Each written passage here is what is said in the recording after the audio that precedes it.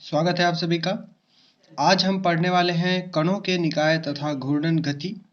Class 11th है और UP board के लिए इसका नोट्स मैंने पहले ही स्टूडेंट्स को शेयर कर दिया है। देखेंगे दृढ़ पिंड क्या होता है। सबसे पहले देखिए एनसीईआरटी में दृढ़ पिंड और सेंटर ऑफ मास यानी द्रव्यमान केंद्र पहले इंट्रोड्यूस किया गया है और उसके बाद से आपको घूर्णन गति के बारे में बताया जाएगा। तो वही हम भी करेंगे।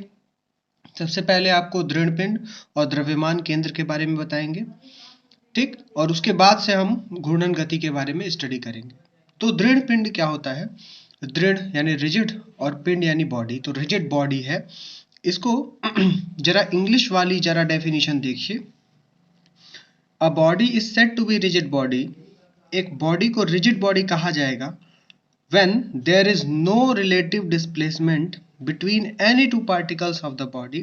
जब किन्हीं दो बिंदुओं के बीच में कोई रिलेटिव डिस्प्लेसमेंट नहीं होगा, what ever be the force is applied on the body, चाहे बॉडी पर कितना भी फोर्स लगा दिया जाए, ठीक है। तो दृढ़ पिंड की ये बहुत अच्छी डेफिनेशन है। इसको जरा आइए समझते हैं हम लोग। मान लीजिए एक बल लगाया जाता है जो कि हम अपने हाथ से लगाते हैं, ठीक। एक लोहे की बॉल है, ठीक है, ये आपकी लोहे की बॉल है, आयरन। अब इस लोहे की बॉल के लिए हमारे हाथ से कोई कितना भी हम बल लगा लें, ये बॉल में कोई भी परिवर्तन नहीं होगा। यानी मान लीजिए इसका एक कण यहाँ है, एक कण यहाँ है, एक कण यहाँ है, एक कण यहाँ है, ठीक है। आप इस पर कितना भी बल लगा लीजिए, इनके कणों की स्थिति चेंज नहीं होगी। यही इस डेफिनेशन में बोला गया है। There is no relative displacement between any two particles of the body. चाहे आप कितना भी फोर्स लगा लीजिए, तो हमारे हाथ द्वारा लगाए गए फोर्स के लिए ये लोहे की गेंद क्या कहलाएगी? एक रिजिड बॉडी, एक दृढ़ पिंड कहलाएगी। पर क्या आटे की एक लोई हमारे लिए दृढ़ पिंड है? नहीं है। आटे की एक लोई हमारे लिए दृढ़ पिंड नहीं है, ठीक है। हाइड्रोलिक मशीन द्वारा लगाया गया बल के लिए लोहे की गेंद भी एक दृढ़ पिंड नहीं है। तो कोई वस्तु दृढ़ पिंड की तरह व्यवहार कर रही है या नहीं कर रही है, ये किस चीज पर निर्भर करता है? ये निर्भर करता है कि बल की मात्रा क्या है, ठीक है। तो लगाया गया बल एक सीमा तक रहेगा तो हम बोल देंगे कि वस्तु क्या है? एक दृढ़ पिंड की तरह व्यवहार कर रही है, ठीक। तो जरा हिंदी वाली डेफिनेशन देखते हैं कि एक आदर्श दृढ़ पिंड को इस प्रकार परिभाषित किया जाता है कि उस पर बल की कोई भी मात्रा लगाने पर उसकी आकृति में परिवर्तन नहीं होता है। तो आदर्श दृढ़ पिंड कौन होगा?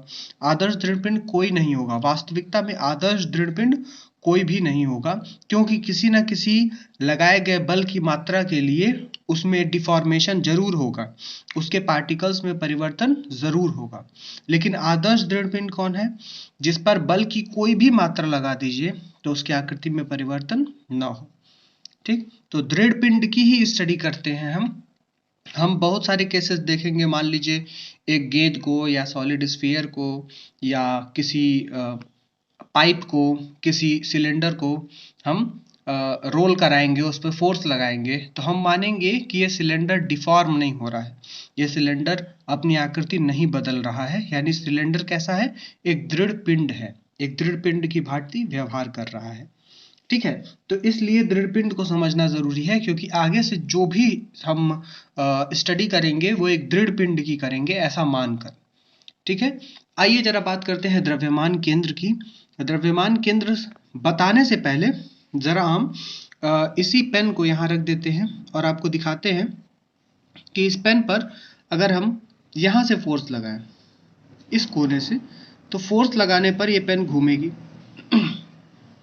अगर इस पेन को यहाँ से फोर्स लगाएं तो भी ये पेन फोर्स लगाने पर घूमेगी। लेकिन अगर इस पेन को यहाँ कहीं से फोर्स लगाएं तो इस पेन में एक गति होगी जो कि रैखिक गति होगी, ठीक है।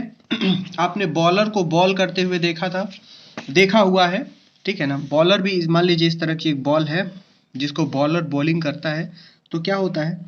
बॉलर अपने उंगलियों द्वारा इस पर इधर इस कोने पे या इस कोने पे एक जोर लगाता है, उसकी वजह से उसको स्पिन मिलता है, यानी बॉल क्या होती है, बॉल घूमने लगती है। अगर बॉल को इस तरह से पकड़े, ऐसे पकड़कर सीधा फेंके, अगर वो ऐसे पकड़कर सीधा फेंकता है तो बॉल स्पिन नहीं करती है, वो पेस में जाती है, स्पीड में जाती है और सीधे चली जाती है। तो गेंद के लिए भी ये सही है, किसी रॉड के लिए भी सही है, और लगभग हर तरह की बॉडी के लिए सही है कि उसके लिए किसी भी बॉडी के लिए कोई ऐसा एरिया होता है, कोई ऐसा पोर्शन होता है जहां पर लगाया गया बल उसको कोई रोटेशन नहीं देता है, कोई घुमाव नहीं देता है, बल्कि एक रैखिक गति देती है। लेकिन फिजिक्स में वो एरिया पोर्शन नहीं होता है, वो असल में एक बिंदु होता है जिस पर लगाए गए बल द्वारा सिर्फ और सिर्फ रैखिक गति मिलती है, न कि कोई घूर्णन गति। और वही जो बिंदु होता है उसे ही कहते हैं द्रव्यमान केंद्र। ठीक है, तो जरा डेफिनेशन देखिएगा। यहाँ पर हमने उदाहरण में यही चीज छड़ की चर्चा की है कि एक छड़ पर इधर बल लगाया जाएगा तो छड़ घूमेगा, देखिए इस तरफ घूर्णन होगा। इसी छड़ पर अगर हम इधर बल लगाएंगे तो घूर्णन इस दिशा में होगा, लेकिन बीचों बीच बल लगाएंगे तो बल छड़ क्या होगा, सीधे चला जाएगा। ठीक है, यहाँ छड़ को यूनिफॉर्म माना गया है, एक यूनिफॉर्म छड़ है ये। ठीक, अब देखिए द्रव्यमान केंद्र की डेफिनेशन क्या है। किसी वस्तु का द्रव्यमान केंद्र ऐसा बिंदु है जिस पर लगाया गया बल केवल रैखिक त्वरण उत्पन्न करता है, घूर्णी त्वरण नहीं। अब रैखिक त्वरण तो हम जानते हैं, घूर्णी त्वरण क्या होता है नहीं जानते हैं, इसको हम बाद में देखेंगे। पर घूर्णन गति उत्पन्न करने वाला जो त्वरण होगा उसे ही घूर्णी त्वरण कहेंगे। ठीक है, द्रव्यमान केंद्र को संतुलन बिंदु भी कहते हैं। ठीक, इस बात को भी याद रखिएगा। द्रव्यमान केंद्र को ऐसे भी डिफाइन करते हैं कि एक बहुत इसकी थोड़ी टिपिकल डेफिनेशन है, जरा गौर से देखिएगा कि द्रव्यमान केंद्र किसी वस्तु के आसपास की वो बिंदु है। ऐसा नहीं हो सकता है कि ये वस्तु के अंदर ही लाई करे। ठीक है, द्रव्यमान केंद्र उसके बाहर भी लाई कर सकता है। जैसे मान लीजिए कि एक ऐसे आप सी शेप का कोई आकृति ले लें तो इसका द्रव्यमान केंद्र यहाँ कहीं लाई करता है। ठीक, वस्तु कैसी है, वस्तु ये है, पर इसका द्रव्यमान केंद्र वस्तु से बाहर की ओर लाई करता है। ठीक, तो द्रव्यमान केंद्र वस्तु के अंदर भी लाई कर सकता है, वस्तु के बाहर भी लाई कर सकता है। और इसकी डेफिनेशन ऐसी दी जाती है कि द्रव्यमान केंद्र इस प्रकार से एक बिंदु है जिस पर पूरे वस्तु का द्रव्यमान केंद्रित माना जा सकता है, पूरे वस्तु का द्रव्यमान केंद्रित माना जा सकता है। ठीक, तो ये एक इसका अल्टरनेट डेफिनेशन है, लेकिन इसका जो हम प्रैक्टिकल या फिजिकल सिग्निफिकेंस है वो इसी डेफिनेशन से क्लियर हो जाता है। ठीक, कि क्या इसका असल में मीनिंग है।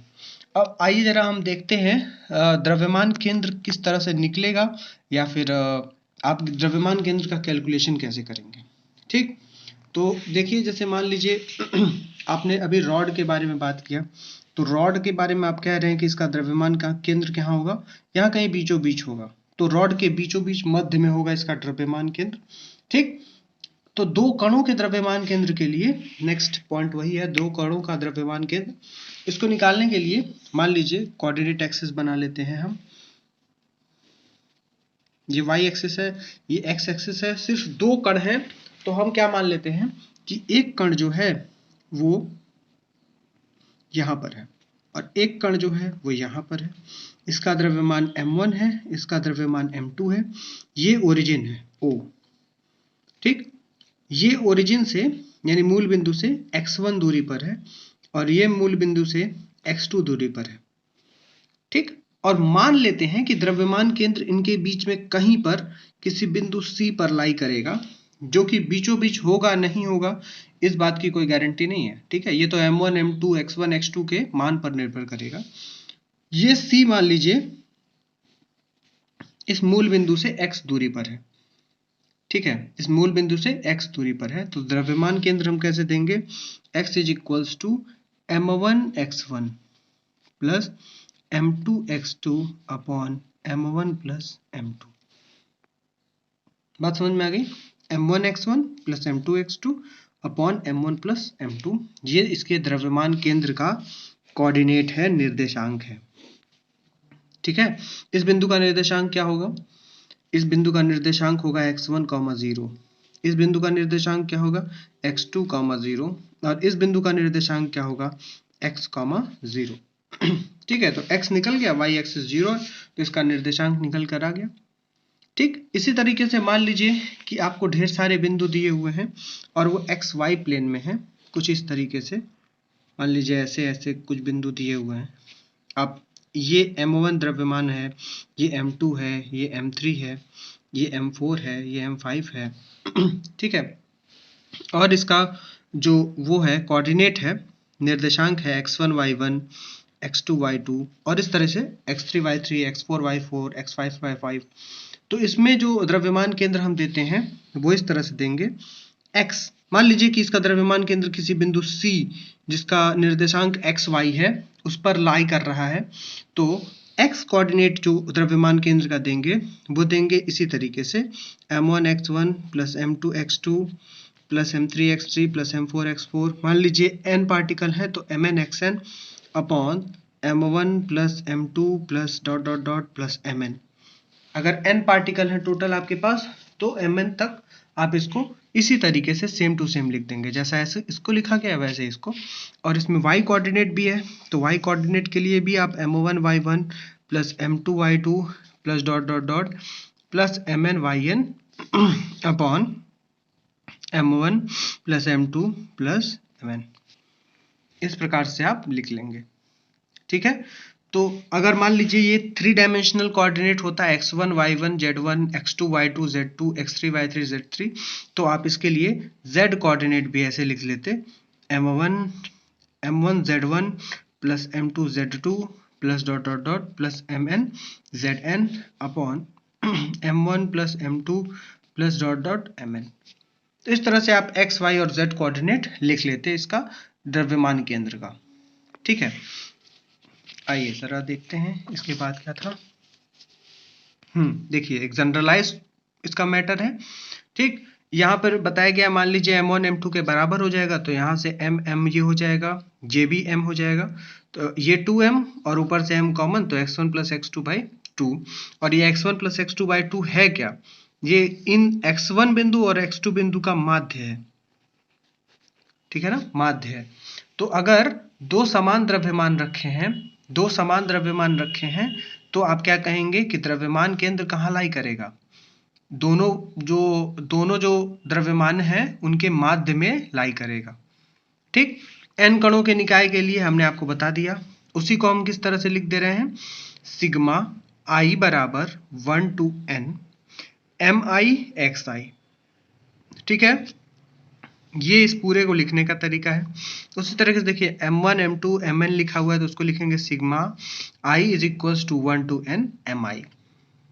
ठीक है, त्रिविमीय कणों के लिए हमने आपको बता दिया x लिखेंगे, y लिखेंगे, z लिखेंगे और इस तरीके से हम द्रव्यमान केंद्र को डिफाइन कर सकते हैं।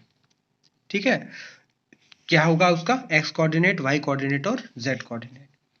ठीक, अब जरा हम बात करते हैं कि कुछ नॉर्मल बॉडीज होंगी तो उनका द्रव्यमान केंद्र कैसा होगा और अगर डिफरेंट बॉडीज होंगी तो उनका द्रव्यमान केंद्र कहाँ होगा। ठीक, जैसे मान लीजिए एक त्रिभुज है, मान लीजिए कि ये समबाहु त्रिभुज है, तो समबाहु त्रिभुज में जो केंद्रक होगा, समबाहु त्रिभुज का जो केंद्रक होगा वही उसका द्रव्यमान केंद्र होगा। कोई मान लीजिए वृत्ताकार चकत्ती है या फिर गोला है तो उसका जो केंद्र होगा वही उसका द्रव्यमान केंद्र होगा।